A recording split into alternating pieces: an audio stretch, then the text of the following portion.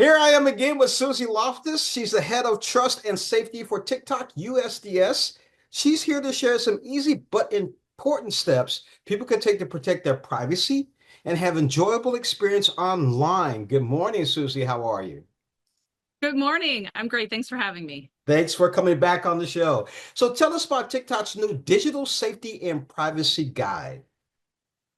Well, whether you're a seasoned TikTok creator or you're brand new, it's always a good time to check your privacy and safety settings, but sometimes that can be intimidating. So, we've created a guide with 10 easy steps that you can look at to optimize your privacy, maybe make your account private, look and see who can comment on your videos, and just generally check on the security of your account.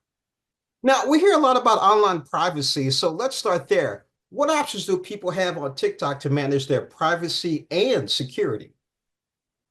Well, they have a lot of options. There's things you can do, like you can restrict who can send you direct messages. Maybe there's a time where you want your account to be private. This is not the time where you're trying to go viral. So you can make your account private. You can take it off private. You can do things to protect the security of your account, like setting up two-factor authentication. So we've created a guide that walks you through these steps, as well as 5 facts about the rigorous steps we take at TikTok to make sure you have a safe and secure experience. Now, what about people who may be worried about how safe TikTok is, whether they're spending a lot of time on the app or seeing content they may not be comfortable with?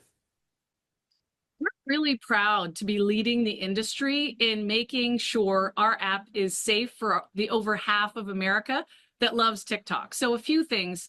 One, we've made voluntary and unprecedented steps to protect US user data, partnering with Oracle.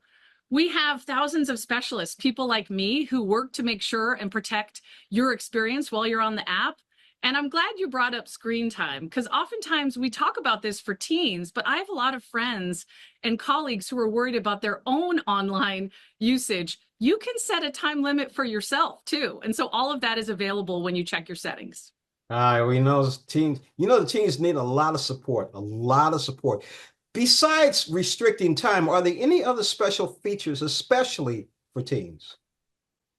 We have strong protections for teens that recognize developmentally they're in different places. So any teen under 18, they have a 60-minute time limit that's done by default.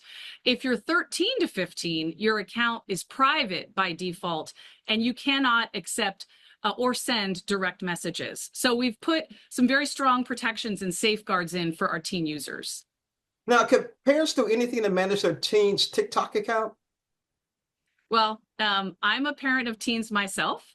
My two teenagers are both on TikTok, and the feature that I love is called family pairing, where you can pair your account with your teens and set up screen time limits, restrictions on certain content.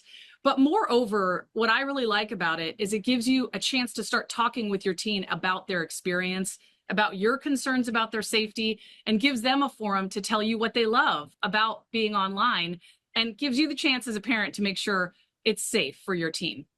Now, where can our viewers go to learn more about these efforts? So if you're a TikTok user, just go into the search bar and type check my settings. And if you're looking online, you can go to tiktok.com/safety. I've been speaking with Suzy Loftus, head of trust and safety for TikTok USDS. Now, I got one last question for you, Suzy.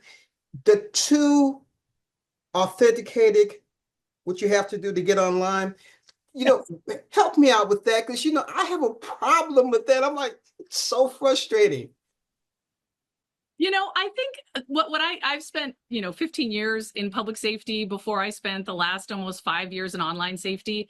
And it's like, and what do they say? An ounce of prevention is worth a pound of enforcement or something. I got that one wrong. But, sometimes preventing harm is worth it. It might be a little bit of an inconvenience, but you want to make sure that the person using your account is you. So I really recommend get that two-factor authentication and make sure you protect your account.